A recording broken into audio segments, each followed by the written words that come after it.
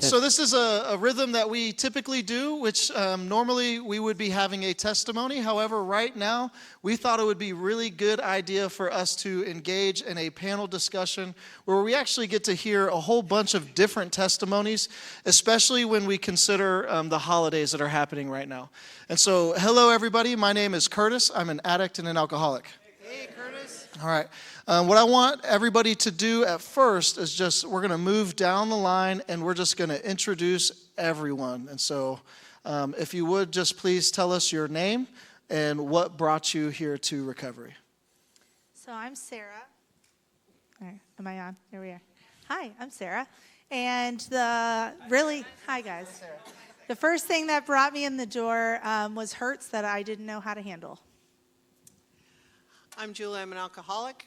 And what brought me here was I'd been doing AA for a long, long time, and I wanted more of Jesus in my life, in my recovery. So that's what got me through here and Celebrate Recovery. Hi, I'm Casper. What got me here? Many relapses. And I had to figure out that the God of my own understanding wasn't working anymore, and I had to find a personal relationship with Jesus. Hi, I'm Vance, alcoholic, and I came here because I needed a deeper relationship with Jesus. All right, thank you guys so much. And so what I'm going to do is just ask some of these people some questions, and we're just going to dig right in, all right? And so the first question is, what tools did you use early in recovery around the holidays? What tools did you use early in recovery around the holidays? I'm going to call on Vance at first. I'm Vance. I'm still an alcoholic. The one thing that my sponsor always told me, he says, Vance, you got to be prepared. No matter where you go, what you do, you got to be prepared because that addiction is going to find its way back in. So, like if I was going to go to a party or something kind of out of the ordinary, he says, go ahead and anticipate what's going to be there and go ahead and make a decision on how you're going to respond to that right now before you get there. And that was one of the best things he ever had me do. So I wasn't tempted as much because I'd already made a decision on what I was going to do. All right, and then Sarah, would you mind sharing the same question? Yeah. So early in my recovery, the biggest tool that I used around the holidays was having an escape plan. So even if it's just somebody that I know will pick up the phone during a holiday event where I knew I could leave wherever I was and call somebody because somebody knew I might call you, please keep your phone on. Or making sure I had a car with me. And so there were times where I would go to places where either I felt uncomfortable or I knew alcohol was going to be around or something. And being able to have my own car meant that I didn't have to be stuck there or feel trapped there, but I had an opportunity to leave. All right. I actually want to hear from everybody on this. so I'm going to call on you now, Casper, and then you, Julie, please. I'm Casper. I'm still an alcoholic. Beginning in the early stages of my recovery around the holidays, for me, I just had to stay around positive people that was doing what I was trying to obtain. Because if I got around like my family or my closest friends, I was setting myself up for failure. So I had to put myself around people that was in recovery, doing the same things I was doing, because all the holidays before I knew what it brought, and I wanted something new, so I had to try something different. Julie, alcoholic. For me, building on what Sarah said, not only did my sponsor tell me to have an escape plan, but she also told me it was okay to say no. I did not have to continue going to events and parties that I used to go to when I was drinking. It was okay to say no. It wasn't requirement that I had to be there. So, and that was a big step for me, is when I could just say, thanks for the invite, but no, I can't make it this time. Because I needed to stay completely away from alcohol, especially during the holidays, because especially when I was new in recovery, because I just did not want to put myself in harm's way. That's awesome. Thank you guys so much. Those were great. Now I want to change it up a little bit. What does changing people, places, and things mean around your recovery and the holidays? And so, Sarah. Well, I'm just going to build on Julie. Because the changing the people and places, things, it was definitely involved what I could say no to. I learned early on in my recovery that I didn't owe anyone anything. So just because somebody invited me or somebody got me a gift or whatever, didn't mean I had to go to their party, didn't mean I had to do their activities. And so changing my people and places and things looked like choosing, like Casper said, choosing my safe people to have an event with or have a hangout with, so that even if it wasn't right on a holiday, I could still get the, that holiday that I was really searching for, of just feeling loved and like I belonged. Because that's really all I wanted in the holidays, is I just wanted to be part of a family. And so I love that here at Recovery, my new people got to be all you guys. You guys are my people. Casper? Well, when I first got into recovery, one thing my sponsor told me was I only had to change one thing, and that was everything. Because it was obvious all the things that I did and the people I hung out with for years, I wasn't going nowhere. A wise person once told me, show me 5 people that you hang out with and I'll show you who you are. So when it goes to changing the people, places, and things, when you start changing your people and you start changing the things that you're used to doing to try and do better, you'll be amazed how many different things in your life changes. Because the places you went to that was fun ain't fun anymore. The things that you used to do that was fun, they're just not fun anymore. And you find yourself, I found myself surrounded around people that wasn't worried about what I could do for them or what I had for them. I was surrounded with people that genuinely cared about me like I tried to do for them. Vance, would you share on that same topic? It's funny when you stop drinking how you kind of lose your drinking buddies. Because I know they told me I had to go to these meetings, and I said, well, I don't have real time to go to meetings. I got stuff to do at night, And then I started realizing that where I was every night was at the bar somewhere. So we just went to meetings. When I found my sponsor, I was very fortunate that he had the time and the patience that we went to a meeting almost every night. So I was filled with what I was giving up, because I realized that I have to fill myself with something when I give up something like that. And so I filled at recovery every night that I needed it. Thank you so much. And Julie, we're going to do this. Okay, we're going to do it. It was a lot of like what Casper said. It's everything had to change in my life. The people, the places, the things, and especially around the holidays, that was always a time of absolute, utter insanity, and I didn't want to live that way anymore. So I made sure I doubled up on meetings. I got invited to a lot of sober parties, and I learned that sober people are a lot of fun when they're sober, and they can really party. And that's why I said I had to change everything. So the people I hung out with was just a whole different group of people. And the best part about it was the relationships I got from it, but also the accountability I got as well. Because I knew that if ever I got in a jam, I just had to reach out to one of those folks and they'd be there. And, that's the joy of the recovery. I don't have all that other stuff to deal with. And so as you all are answering this question, what's coming to my mind is the struggle of family. And I know we touched on the idea of like, we don't have to be there, we're allowed to say no. But what if you're living with somebody, or maybe all of your family expects to come to your house, or there's some kind of family obligation and they don't maybe understand. And because they don't understand your recovery, they don't respect it. And so how would you work out a scenario where you had something different to do even though you felt this pressure of a family obligation? And I'm going to go with Sarah first. So there's multiple things in that.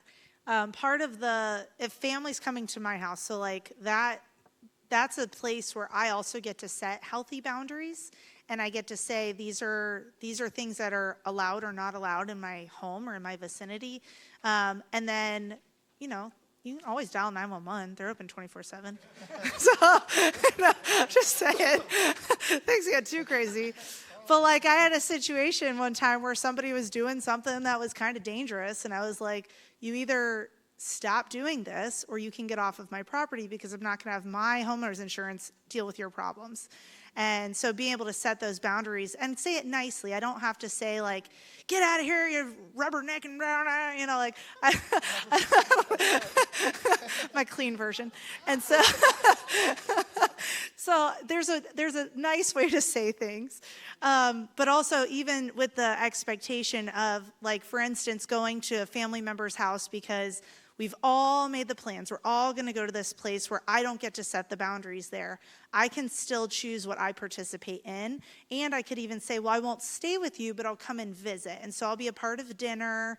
I'll be a part of opening presents or something. But I don't have to be fully inundated and feel trapped in that situation. Yeah, I love that. I love what you pointed out of being able to tell them, like, hey, I can participate in this part of the night, but I will not be there for the remaining, And I think that's where what's been said earlier is we don't owe anybody really an explanation. We do that pre-work, and we say on the phone or after the invitation's accepted in an email, whatever it is, you are allowed to say like, hey, I'm going to participate in the Christmas gifts, but I know how you guys get, and you don't say that part. And so I'm going to participate in the Christmas gifts, but afterwards, I have another obligation that I'm going to go to, that kind of thing. And so you're still involved, and yet at the same time, you're giving yourself permission on the forefront before all of that pressure that you can feel in the real life situation happens. And so it's like, I can make this decision before I get into a pressured situation where they already understand this is where I'm going to be and this is where I'm going to not be, kind of thing. Thank you so much. And the next question I have is right here. It is, what does working an active recovery program look like for you right now? And so for Vance, would you please answer that? Okay. Well, for me, it's staying involved with recovery, because I remember I asked my sponsor early on, I says, how many of these meetings do I have to keep going to? And he says, well, you go until you want to, then you don't have to anymore. So I just, I kept coming back. And I realized too, it was another thing my sponsor told me. He says, right now you probably don't see it, but someday you're going to be able to give back. And I never really understood that, but it was such an important part of my recovery, is to be involved with somebody else's struggle. It wasn't my job to struggle for them, to encourage them to struggle, and then try to convince them that it's worth the struggle. That's excellent. Thank you so much. Julie, would you mind answering that for us? Sure.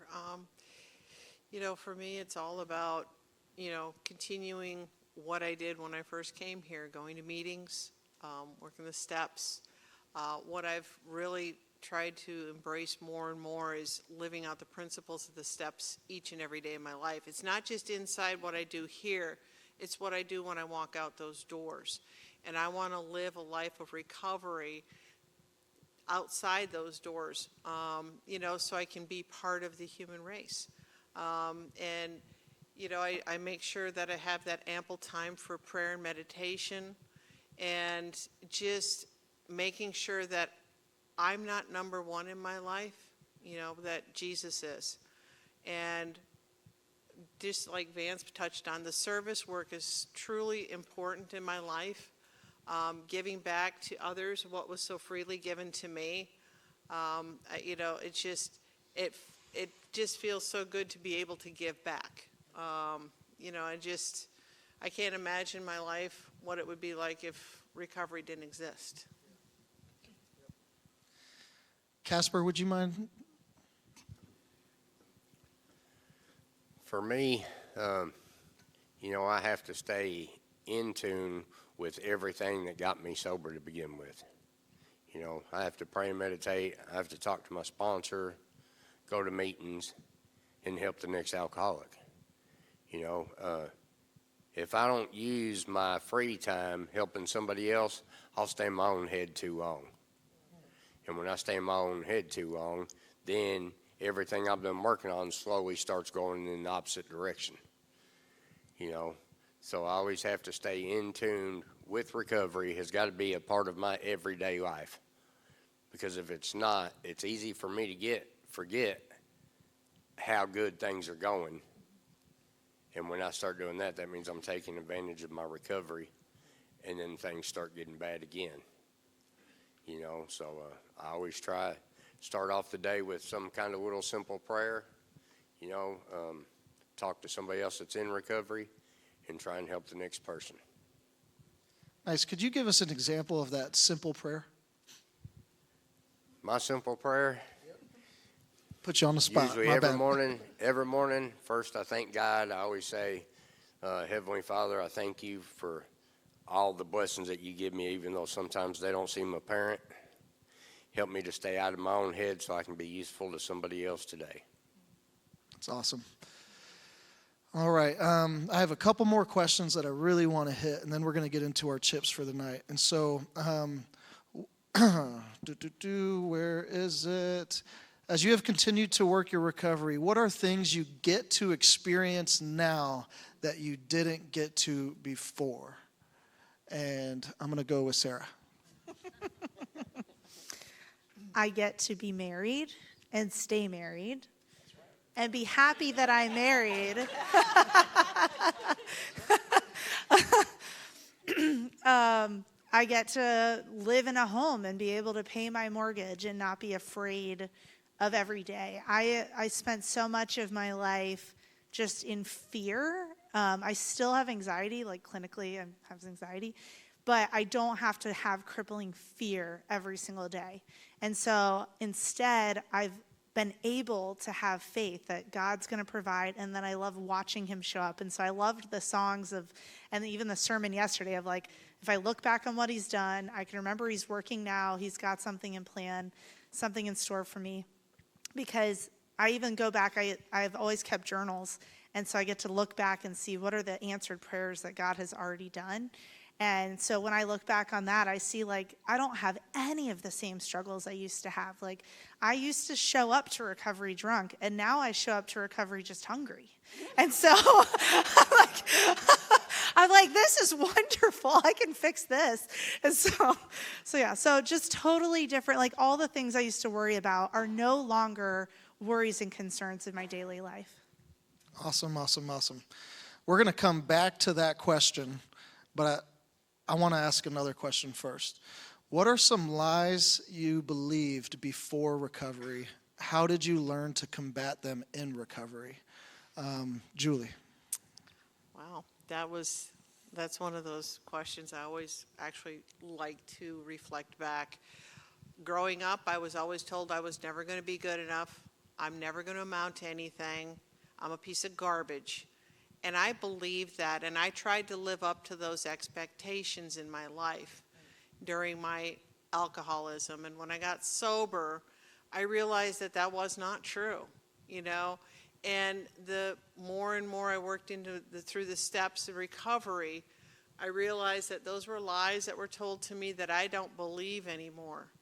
I still struggle with that from time to time, and it still pops up that I will have moments where I don't feel I'm ever going to be good enough.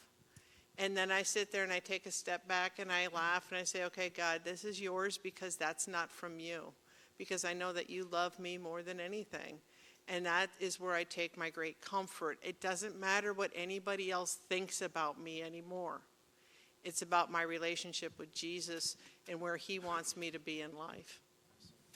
Awesome, awesome. Casper? When you ask that question, one big lie that has haunted me for years, always stuck with, was I've done bad enough in life I can never have a relationship with God. You know, so therefore I never tried. The only relationship I ever truly had with him is when things got so bad, he was the only one else I had left to blame. You know, and then in last year, it was brought to my attention that I kept trying to obtain something that I already had, and that was forgiveness from Jesus Christ. And since I started getting a relationship with him, because I'm still new to the whole Jesus thing, you know, it's only been a year. But since I've been getting a relationship with him, all the other lies, I can't even remember, to be truthful with you, because my whole attitude and outlook upon life, like it says in many of the rooms, has changed. And I've been in the rooms a long time, but it never truly changed until I knew that I was already forgiven. I need to quit trying to obtain something I already had. Thank you so much. Vance? I got this. I got it. Around for everybody.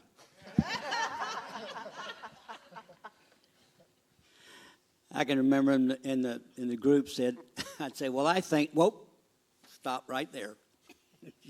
Your thinking is what's got you here, so we don't want none of that. You do not go in there by yourself. So I was so convinced of that, I was almost afraid to make a decision unless I called somebody first, you know, and I had some guys that were good in business and relationships and stuff, so, you know, I'd make a call and I said, this is what I'm thinking. So they'd let me touch on it, but they would, sometimes I'd say, well, thanks, but I think I'll call somebody else. But when I'd call the second guy, he pretty much said the same thing, so. So that's the way I went. Thank you so much. Sarah? Oh, man. So one of the biggest lies was I'm not worthy of love. And so even when I first came back to church, I didn't think I was worthy of love of any of the people that came to church. I thought they've got it all together. I'm just a mess over here. And when I came in the doors of recovery, I was only met with love. And it was so overflowing that I could no longer believe that lie, because everybody loved me no matter what. And I remember confessing to my first sponsor, like, some of my deepest, darkest sins, and she still loved me. And I was like, did you not hear that? And just that was part of the process, was just doing the process of recovery, started to help unpack those lies.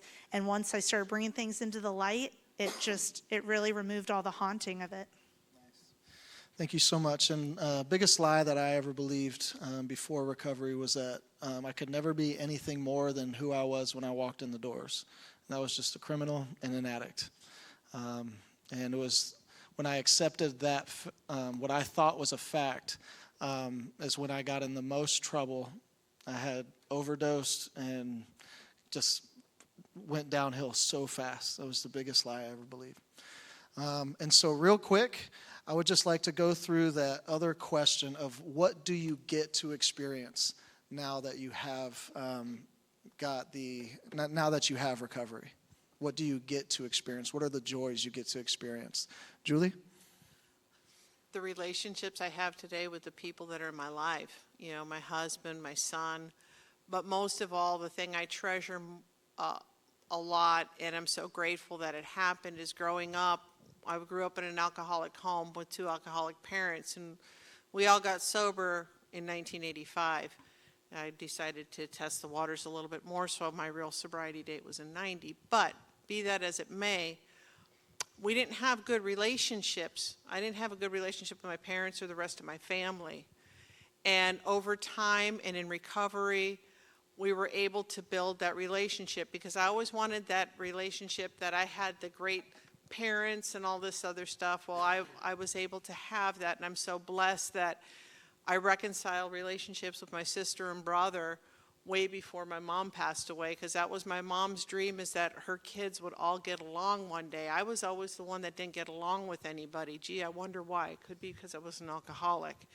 But when that finally happened, you know, I'm so grateful that we were able to have those relationships, and that's really what I treasure so much. And, you know, it all started with the relationship I first got with Jesus when I first got sober, because without that relationship, the other relationships wouldn't have been possible. Thanks so much. Casper? A lot of the fruits of my recovery is first finding a relationship with Jesus, you know, and one of the biggest things was learning how to forgive myself. That way I could forgive others. That opened up the door for love to come into my life. You know, because I always thought love, like most people, is a feeling, but it's actually not. You know, it's actually action towards each other. You know, that's how you draw good, loving relationships. And I never had them the whole time growing up. You know, I hated myself, so therefore I didn't like nobody else around me. You know, and I lived that way many, many years. You know, and today I get to have good relationships with other people. You know, because through my life, we might be best friends today, and we might be fist fighting tomorrow. You know, and I don't have to live like that anymore. You know, and that's a good thing, because I'm not getting any younger. Vance? Most of my relationship in the past were my doing, and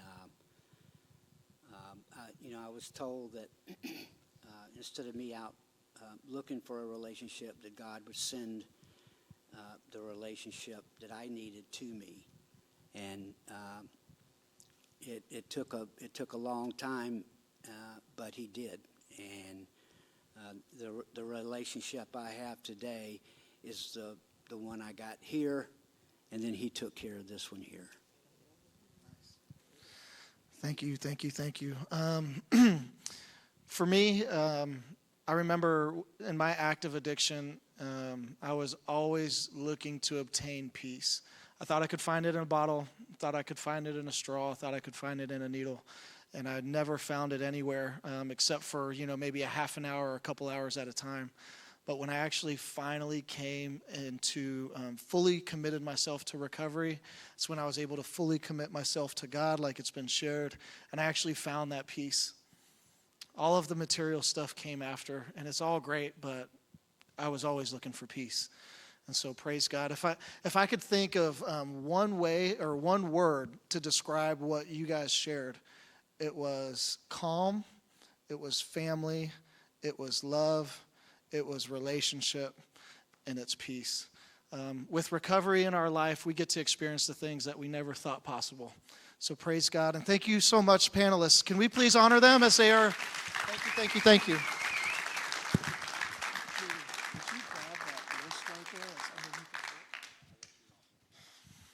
All right, now we're going to go into our chips right now. So if we would, please welcome our chip huggers. Chip huggers, would you please make it up?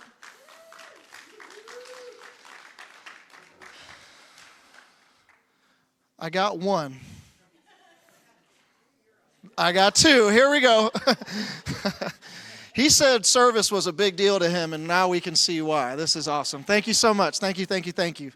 All right, guys, so here in recovery, we love to celebrate our milestones with each other. We love to have victory together. And we know that that's how our recovery has worked. It's in our community.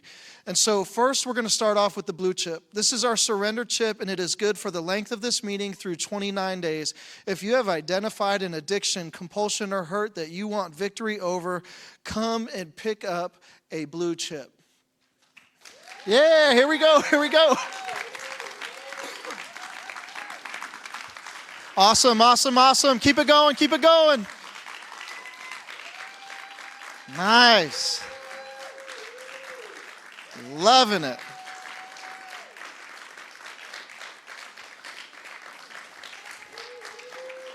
So good, guys. Keep it going. Keep it going. Nice. All right. Here we go. Next is our 30-day chip. This is our red chip, and this is our hope chip. For 30 days, we have been working a recovery program and living a newfound hope by the power we receive from Christ. If you are celebrating 30 days of victory, please come and pick up a red chip. All right, what do we say? Keep coming back. That's right. Next is a green chip. This is our growth chip. And over the last 60 days, we have been growing in our relationship with Christ and our recovery family. Our hope, our faith, and our recovery are growing. If you are celebrating 60 days of victory, come and pick up a green chip. What do we say? Keep coming back. Next is our white chip. This is our freedom chip. Here we celebrate the freedom we find in Christ because we are working a recovery program. We remember that we have been freed from our chains of shame, guilt, and fear. If you are celebrating 90 days, come and pick up a white chip. Keep coming back. Next is the yellow chip. This is our new life chip. By this time, Christ has provided a new freshness to our lives with healthy relationships. Anybody celebrating 6 months, please come and pick up a chip. Here we go. Yeah. Woo. Good stuff. Keep it going. Keep it going. Awesome. All right, next is our black chip. This is our strength chip. With 9 months of recovery, we have a newfound strength. We realize we are no longer chained to our addictions, our compulsions, and our hurts. We see that sin and darkness can no longer overcome us. Anybody celebrating 9 months, please come and pick up a black chip. That's all right. What do we say? Keep coming back. All right, and last but definitely not least is our gold coin. This coin is for love. We love to celebrate with God the victory over our addictions, our compulsions, and our hurts. We see that we are no longer living in isolation, fear, or defeat, but now experiencing community with strength and victory. If you are celebrating a year or multiple years, come and get your gold coin. Come and get your gold coin. Here we go. No?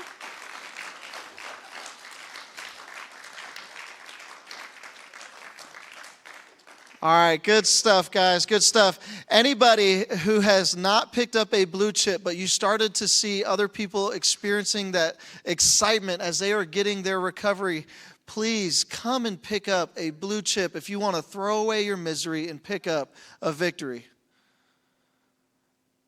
All right, let's keep it that way. Can we please honor our chip huggers? Good stuff. Thank you guys so much. Thank you.